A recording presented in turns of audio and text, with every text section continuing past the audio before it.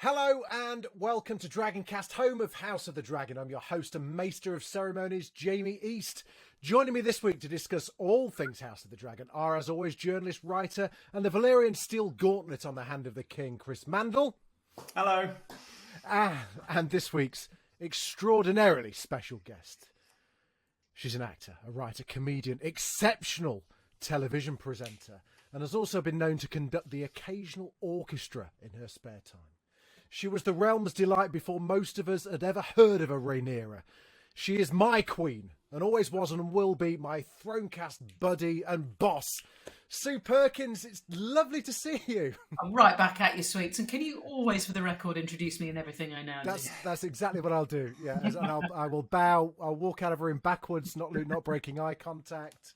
Nice to see both of you, and a pleasure to be discussing our favourite subject. Oh my goodness me! I tell you what. When the last time we were in the same room together before COVID and all that was actually at the finale of on the finale of Thrones, and I had no real inkling that we would ever be sucked back into Thrones land. Certainly not this quickly. No, well, I hoped. You always hope, don't you? But these things are big beasts, and they take time to especially when you think about the obsessive fandom.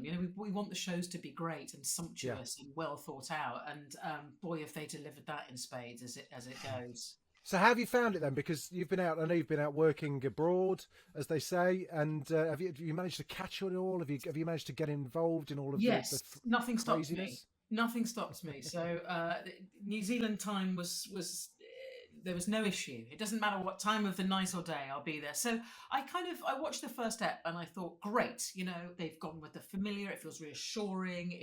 We're in Thrones land. They kept the theme tune or fragments of the theme tune till the very, very end. But once you heard that, you knew we were there. What I wasn't expecting, in fact, was it to become so good and so its own thing so quickly. I mean, on the back of 3 and 4, I really think we're dealing, irrespective of Game of Thrones, we're dealing with what has a potential to be a truly extraordinary series, because the characterization and the themes are already being explored carefully and subtly, and the drama beats are just so sophisticated. I'm so beyond hooked, and I'm thrilled as well. It doesn't just feel like a kind of, we've taken the mood of Thrones and we're just replicating it. It does feel like its own specific, has its own identity now. Yeah, we talked to Ian Beattie on last week's episode, and he was just saying that, it's like, if you think back to season 1, episode 3 or 4 of Game of Thrones, we were still kind of fanning around with Bran in a coma and all of that kind of stuff, and now we're kind of knee deep in it already, and already kind of thinking, wow, this is proper. Yeah, absolutely. Which leads us to episode 4, which I think, safe to say, it was kind of like maybe a more insular episode, which kind of seemed to have one key narrative to it, but bloody hell, what a narrative it was. It feels like the episode that's lighting the touch paper for the whole season, and really kind of is setting. We've been sat there kind of for the first few episodes wondering, what is it that's going to kind of set the whole thing off? And turns out fucking your uncle is pretty high on that list. What an extraordinary sort of mirror image. You've got uncle and niece as opposed to aunt and nephew, which obviously we saw in Game of Thrones. Yeah. What they're doing with the female characters is extraordinary already. And to take your point about it hitting the ground running, what we're seeing here is the succession issues from scratch building. Whereas with Game of Thrones, you're in it. All the houses are established. The dynastic ties are established. Here, everything's at its infancy, and power is so fragile, as evidenced by Viserys, of course. What I loved about this episode. Sorry, I'm going to ramble, and do shut me up. No, go for it. Fear when he knows he's meeting Damon. The nervousness, he has to have his crown, he has to have his sword, he has to prepare himself. Because he sort of knows in his heart that those old-fashioned kingly values he doesn't embody. Yes, he's a man of justice and truth and speaks power, truth to power, but at the same time, he lacks the sort of chivalric element. He hasn't just come fresh from a battle. He hasn't won the day. So I thought that was really, really interesting. He hasn't got the hearts and minds, has he, really? He doesn't even have a dragon anymore. which No, he doesn't. No, he And doesn't. even like I thought like Damon's crown looked so shit, but like it held so much more power than the really ornate one that Viserys had because he won it. It didn't matter if it looked like it was made out of like twigs. It was sort of like the fact that he'd earned that. Everyone was waiting. Everyone from the court had come to watch. And let's talk about that. Let's talk about Damon arriving, because what was his? He kind of professed to Rhaenyra that he liked the comforts of home and he wasn't getting on with the missus kind of thing. That was what he kind of inferred. But I thought it was quite a weird thing. He just like turned up and almost begged forgiveness, really, didn't he? I think there's an element of exactly what you said, Chris. Of like he didn't have to. If he was going to hand over the crown, he could have had it in his hand. He wanted to be there. You know, this is a crown of sort of it was bone, wasn't it? It was almost like it had been forged from the battlefield, from the skulls he'd bashed in and the ribs he'd cracked, with a big ruby at the front. You know, that kind of I've shed blood for this. I've won the approval of my fellow man. So I think it felt like two kings meeting and then one doing this sort of false. Felt like a false submission. And I think he did it knowing he'd get banished again, but just to make a point that he represented the sort of king that he feels that the throne deserves, the Iron Throne. And I think also he wants his big brother's approval. Like everything he does is for the king. And I think they've got such a brilliant sibling relationship because you can see how Viserys really envies the qualities that his sort of manic younger brother has. But the brother only does it, he says, for his king. And I really got that in that scene in the throne room. That sense that it's not in Damon has a wife in the Vale. He owns the Stepstones, or he's declared him. But he doesn't want to be there if he can't see how it's impacting his family. And I think it was definitely his coming home to check that he's getting the reaction that he wanted from everyone. And he takes the whole House of the Dragon seriously, you know, the ancient ways. He talks about Aegon. He talks about, you know, really the bloodline and the importance of maintaining those sort of tried and tested ways.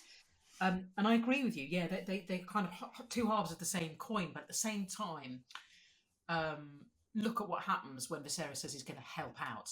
He just goes, you know, you have that amazing Ep3 when he just doesn't speak. He's like, it was just pure screw you, wasn't it? The whole episode was a tantrum. Yeah. You're basically watching a younger brother have a tantrum.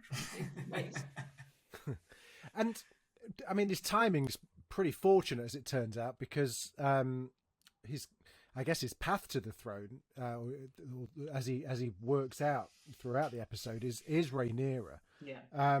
And we see her kind of on this amazing speed dating exercise with one of my what was the phrase? The little kid. The little kid. Sir Blackwell is my favourite character of all time now. He was great. She'd that steel, you twat. It was just such a brilliant line.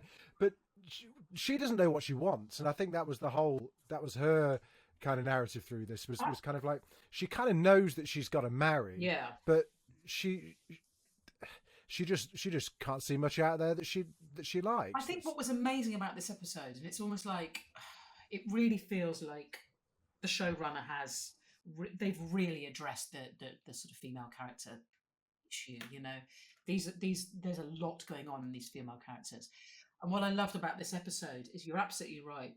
She understands she has to marry, but she feels defeated by that. And what Damon shows her is, yes, you have dynastic obligations to get married, but that's just procedural. That's almost bureaucracy. What I'm going to show you is you can have a whole life where you experience utter satisfaction and you get to call the shots. You get to own your own desires, your own bodily needs.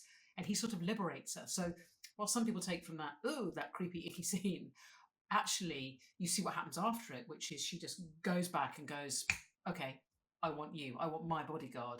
I want my man-at-arms, and I'm going to take you right now. And then you have that contrasted with Alicent, who's not understood that yet.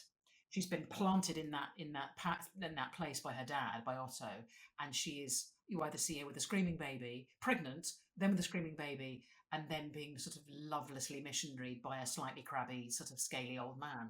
Decaying, Yeah. scabby. Hey, don't knock it. Don't knock it. Yeah. But you see what I mean? It's like, and that is why, because it was really, I watched it, I thought, why is Alison being such a censorious bitch? You know, she sort of basically calls her oldest mate a whore. She's jealous.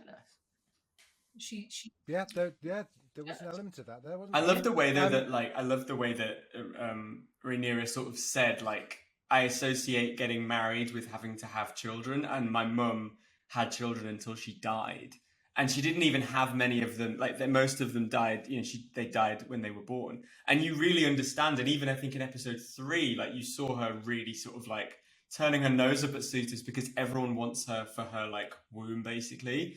And this was amazing, having Damon sort of go, actually, the way that men think of their sexuality is so unencumbered because we've not had to do that. And I love the way that she was sort of almost, you know, dressing more androgynously when she was on the streets to blend in. And it reminded me of Arya and Brienne. And I just thought it was really clever. And yeah, as you say, she came away and was like, I think I'm going to have Kristen right now. Yeah. And I'm going to go on top. I was like, yes, good for you. I mean, whatever the reverse of blue balls is, she came away from the Westeros equivalent of Block 9 at Glastonbury. And just saw Sir Kristen and was just like, get here. And I mean, how long did that armour take to get off? That was a long I have to say, scene. It was a long... She must have really wanted him. For that. Then the shoelaces. Yeah. In the end, I was just like, oh...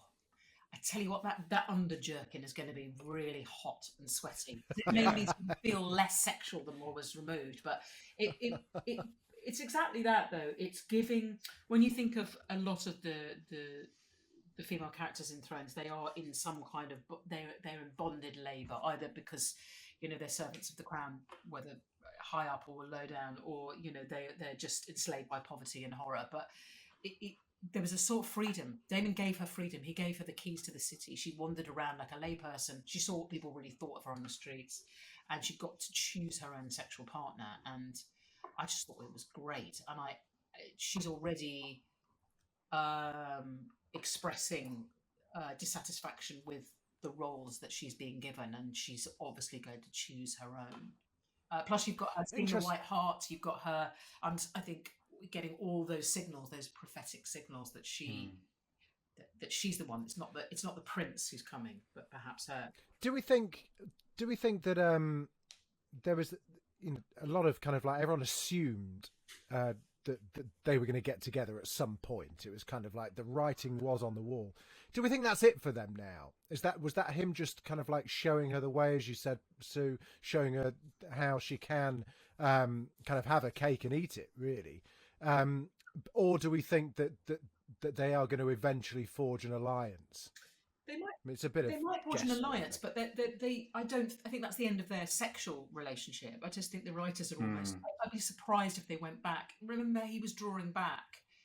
I think what he was trying to do was excite her and then set her free to find an appropriate agent. What I didn't understand, and what will be made clear, is why.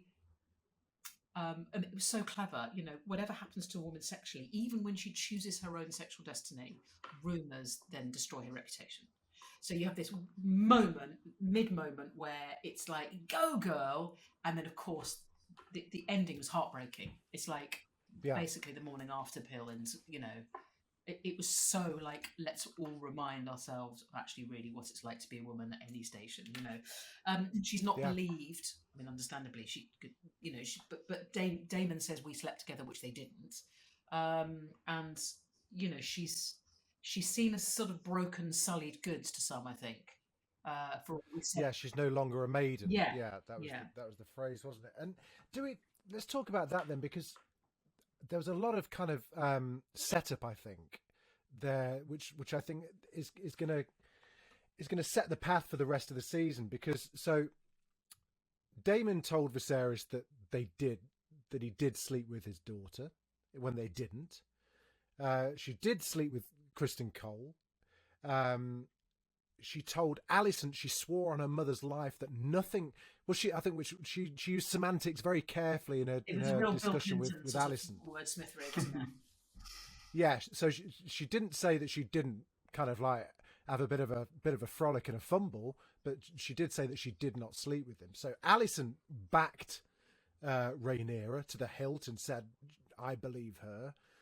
Viserys, though, had it from Damon and left him bleeding in the ground, which is where the concocted tea from the maester came from, was because was from Viserys thinking that she may have been pregnant with Damon's child, whereas actually now Rhaenyra, God knows what she thinks. She's sat there going, do they know about Kristen? Do they know about this? It's and caught up in the middle of all of that is Otto, who is now, as far as we know, vanquished and Minister without portfolio, cast aside. What was Otto's motivation there? Do we think that he is genuinely just trying to get Aegon on the throne, or was he being an honourable hand of the king? What do you think? The moment he pushes his sort of 14, 15-year-old daughter into the pathway of the grieving Viserys, I'm sort of not Team Hightower, really. Stick on your mother's dress. Yeah. It's, and he sees her bloodied fingernails, but can't equate those with anxiety, stress. He just doesn't see it. He's more concerned with the fact they don't look nice than any underlying kind of worry that she's in any way sort of psychologically in pain or damaged. And that 5-day speech, sort of summed up his CV. He's just waiting. He's waiting for his opportunity. And it feels like his judgment always is skewed to getting what he wants, as opposed to some of the other members of the small council who have a more kind of sanguine view, I think. What do you reckon, Chris? Is that your vibe? Yeah, I mean, I've sort of said for the past couple of weeks with Otto, I don't think he's a bad person. I think he's making the right decisions that make the most sense. And he has to tell the king what's going on. It's not his job to get the king to believe him. And I think when he got fired, I think he just tried to push a bit more. And I think Viserys sort of having that light bulb moment that was like, your 15-year-old daughter just happened to be hanging around after my wife died. And, we found out last week that Viserys said, I didn't want to marry. I didn't want to do any of this. And Alicent heard that. I think it's really the Alicent-Viserys thing has sort of curdled a bit, hasn't it? But I think for Otto, I think he did the right thing. If he hid that from the king, he could lose his head. It's really important. But I think what's different here is the Targaryens are cool with incest, but they're not cool with taking someone's maidenhead, I think. Otto and Alicent were both in this episode like, Targaryens, they love their incest, like whatever floats your boat. We don't really do that over here. So it's definitely like a culture clash that's kind of undone that alliance between Otto and the king, that sense that like they don't really understand each other. And Viserys just heard the accusations and heard, you're trying to get my daughter off the running to be the replacement. And I think that's what annoyed him, not the truth of the matter. But the he's saying that to try and get her out of the line of succession. Well, seeing as you're so interested in incest, Chris, what have you heard? Who told you? It's time for a Thronecast wisdom, Thronecast style wisdom on incest in Westeros. So do bear with me for 2 minutes. The two main religions practiced in the Seven Kingdoms, as we know, are the faith of the Seven and the Old Gods. They consider incest to be a vile sin. However, in Westeros, incest only applies if father lays with daughter, mother lays with son, or brother lays with sister. So that's where the boundaries are for Westeros. The children of such unions are generally considered abominations. In marriage customs, it's acceptable and in fact quite common among the nobility for first cousins to wed, but the views regarding marriages between an uncle and a niece, or an aunt and a nephew, as we saw in Game of Thrones, tend to differ between the faith and the old gods. In the Valyrian freehold, from where the Targaryen dynasty hailed, it was custom among the dragon lords to marry brother to sister, or if that wasn't possible, an uncle to a niece or an aunt to a nephew. The only exception to the condemnation of incest in Westeros is when it occurs in House Targaryen. Westeros had no choice but to accept Aegon the First Targaryen following his conquest, even though he was in an incestuous, polygamous marriage with both his sisters Visenya and Rhaenys. However, in 4-1 AC, when Aenys Targaryen wed his daughter Rhaena to his son Aegon, the faith militant uprising began, remember them, and continued throughout the reign of King Maegor I Targaryen. Peace was eventually reached during the reign of Dracarys I with the doctrine of exceptionalism, which permitted incestuous marriages for Targaryens only. King Viserys I Targaryen wed his first cousin when he took his first wife, Emma Arryn, who would die giving birth to their son Balon, the so-called heir for a day. It's safe to say the tradition is alive and well in House of Dragon, but as for how many more incestuous unions will be formed as the story continues to unfold, only time will tell. Welcome back to episode 5 of Dragoncast, discussing episode 4 of The House of the Dragon with my guest Chris Mandle and the wonderful Sue Perkins. Sue, before the break, we touched upon Alicent and how she's changed and her relationship with Viserys has changed. Is she going to have to eventually pick a side? Her dad is now out. Is she going to stay to the faithful to the realm or to blood? Do we think? What do you think, Sue? I think she's just lost her own agency. You know, she's got to work out who she is before she picks a side. You know, I think this episode was really about archetypes. You saw one woman, Rhaenyra, busting out of the female trope, the classic female tropes.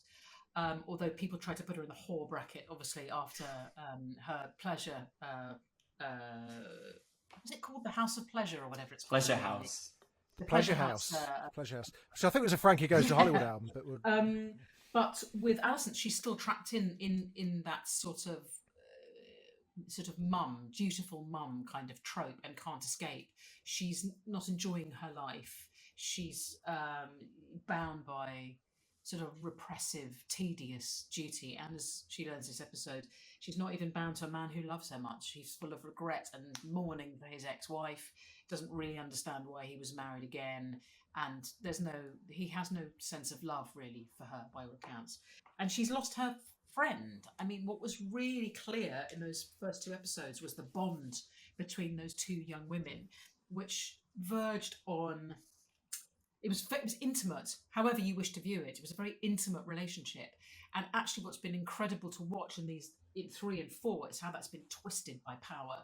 So suddenly you've Alicent kind of rather haughtily reminding that Godswood tree, you know, reminding the minstrel that she's the queen, and then the princess has to stand. And it's just, friends shouldn't have those kind of status impediments, but those two do. And it's, as you say, it's going to be very interesting now.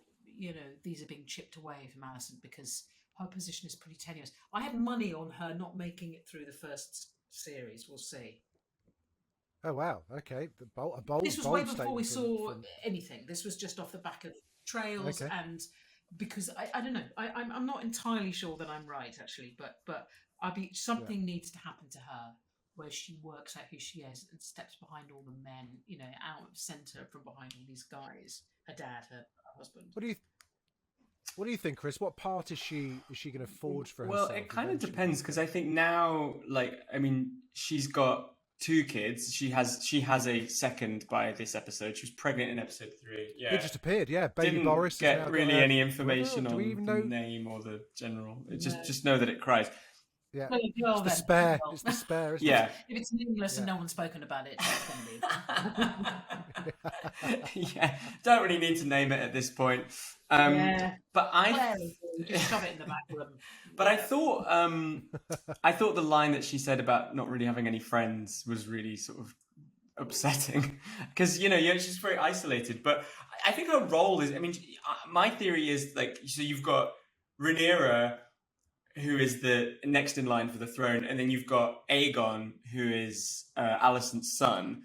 She's a central part of this dynamic, so I think it's going to be really interesting to see. I mean, she obviously is going to want her son on the throne because I think we said this last week. Once the king goes, all hell is going to break loose, and I think that she's going to become really steely, and I think she's going to grow not just a spine, but a real intense protection for her house and her family because these guys don't play nice, and this is gonna, we know it's about to really kick off at some point. So I think I kind of loved watching the 2 women in this episode having such different experiences. Alicent having terrible sex in what sounded like a very unsocial hour. She was sort of woken up to go and see Yeah, what time do we think that was? I mean, she Three- looked remarkably 3 a.m. awake. I mean, I'm going for 3 Definitely a.m. hour of that question.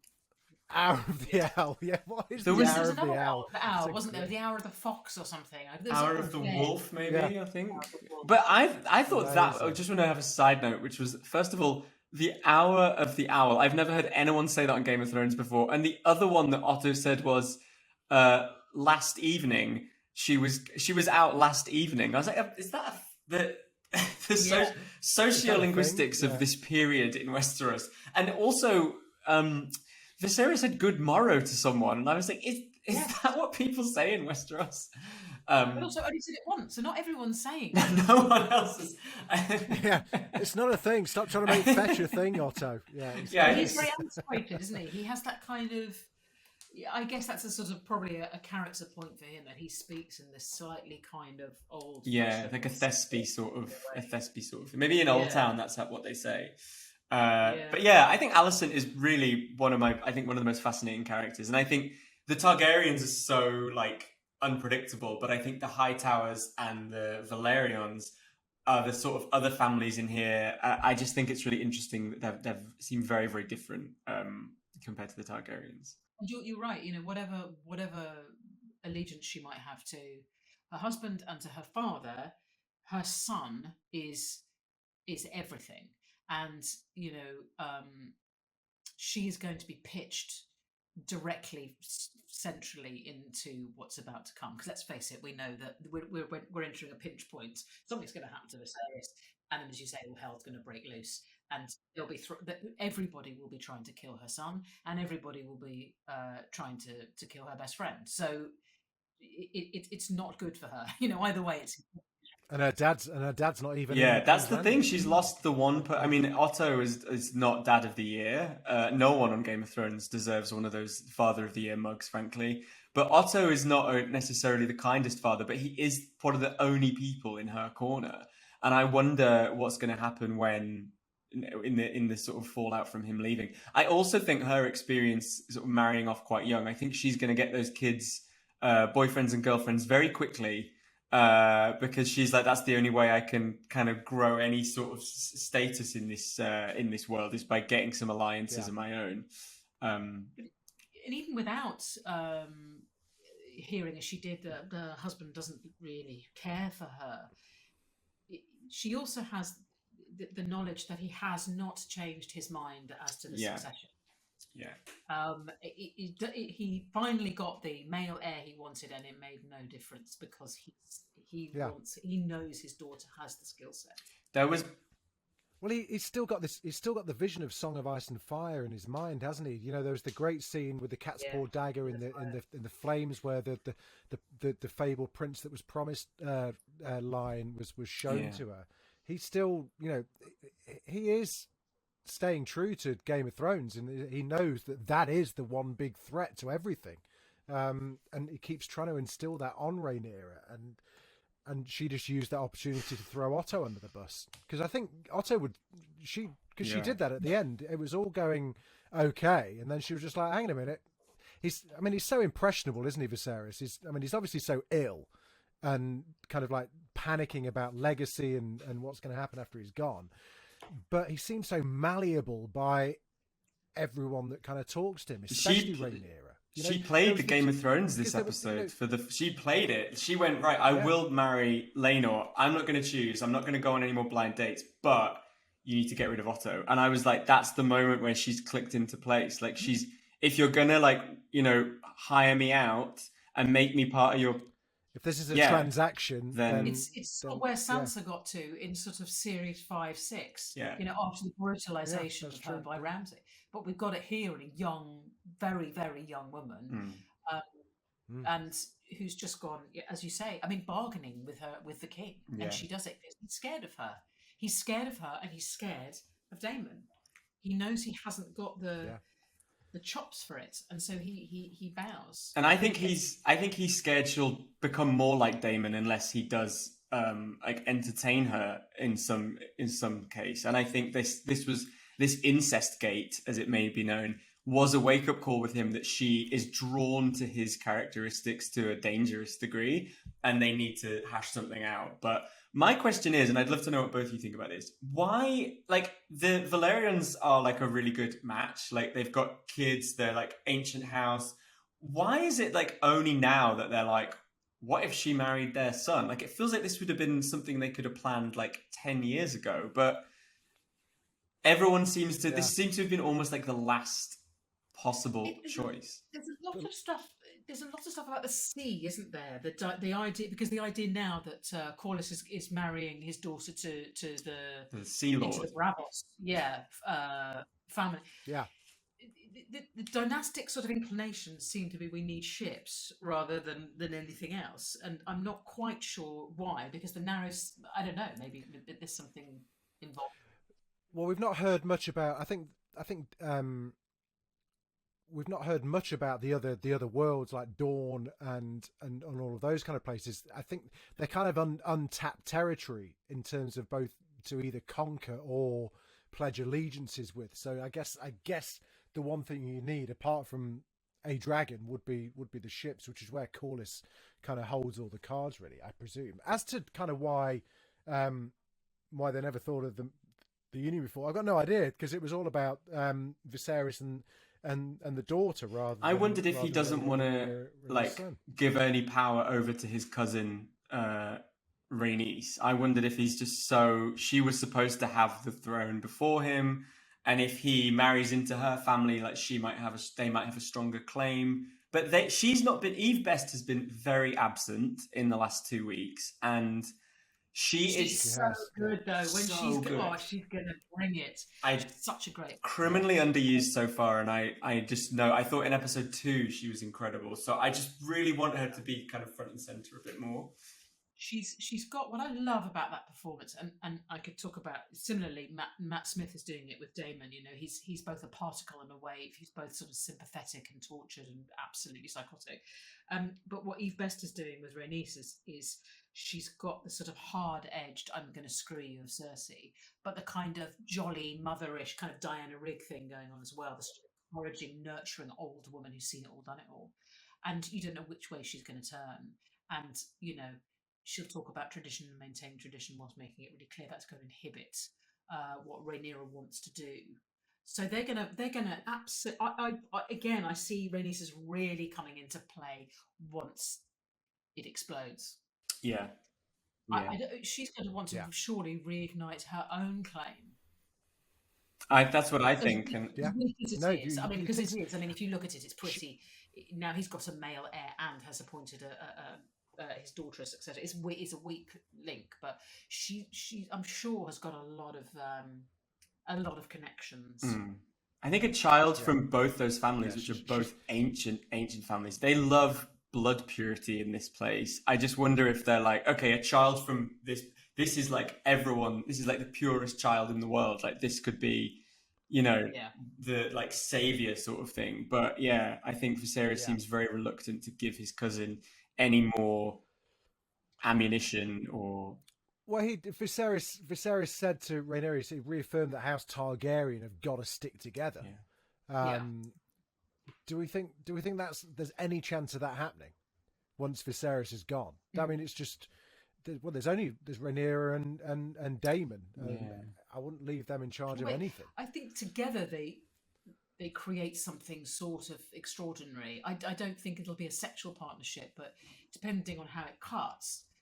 Look at the time passing. That's another thing to discuss. Years go by between episodes in this series, and a lot of that time, Damon has been banished. But when they see each other after this time, there's still that connection.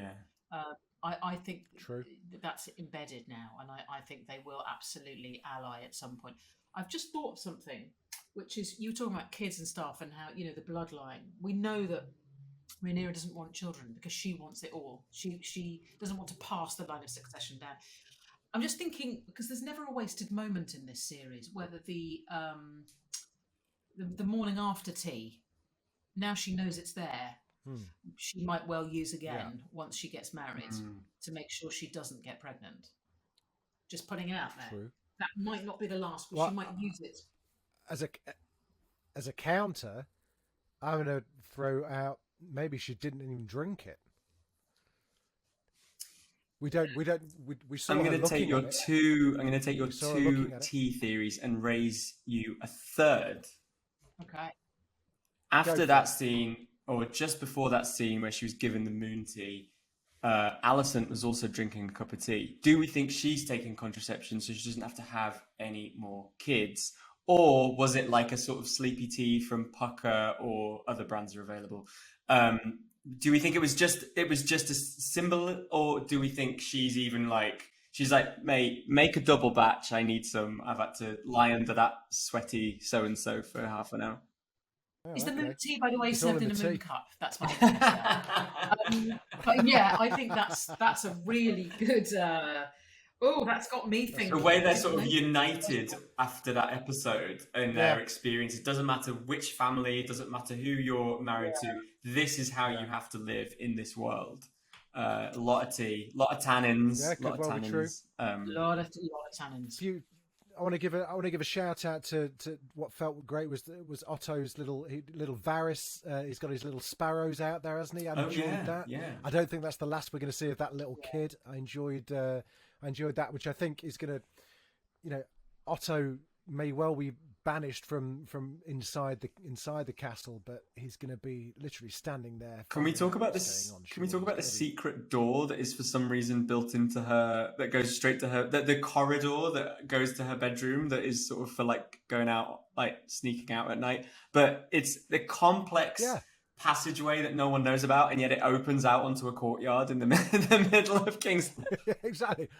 You think they'd be in the courtyard? It's like, what does that go to? But it's got loads of dragons on it as well. So it's like pretty obvious signpost. I was like, this is so unsecure. Oh yeah, if you just open that door, you'll be in the princess's bedroom. I didn't know that had been Damon's old room or something. Yeah. Whether it's. Would you remember when Tyrion shot Tywin? He went through this passageway from the prison that opened out into Tywin's room. There was obviously tons of these. Like Kevin MacLeod would have a field day with these sort of hidden. Oh yeah, well, it's like Mar-a-Lago. There's supposed to be loads at Mar-a-Lago as well, isn't there? I'm sure he's using all of them right now. Yeah, exactly. We haven't even had time to talk about Damon in the interim years. He obviously listened to a lot of Harry Styles because that's one hell of a haircut he came back with. I loved his look, and also they kept that hidden from all of the. They kept the haircut hidden from all of the trailers and artwork and stuff. It was a real surprise that he came back like he stepped out of the salon. He's smashing it. He was amazing in this episode. He's just. It's just a delight to watch. But Millie Alcock, wow, there's some. Everyone is really doing great work, and they're given this amazing playpen. To be fair to the showrunners, they really are, and all the characters have nuance and depth, and it's testament to that. We can sit and analyze forever where it might go and how it might pan out. Yeah.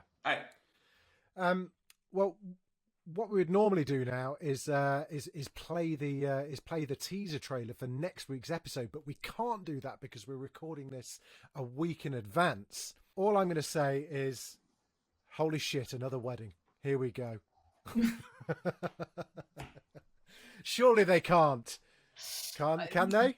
I don't know. As soon as I heard wedding, I went very, very cold inside. Yeah. Do you know what? We've got another wedding. I think it's going to be like EastEnders Christmas lunches, isn't it? Yeah.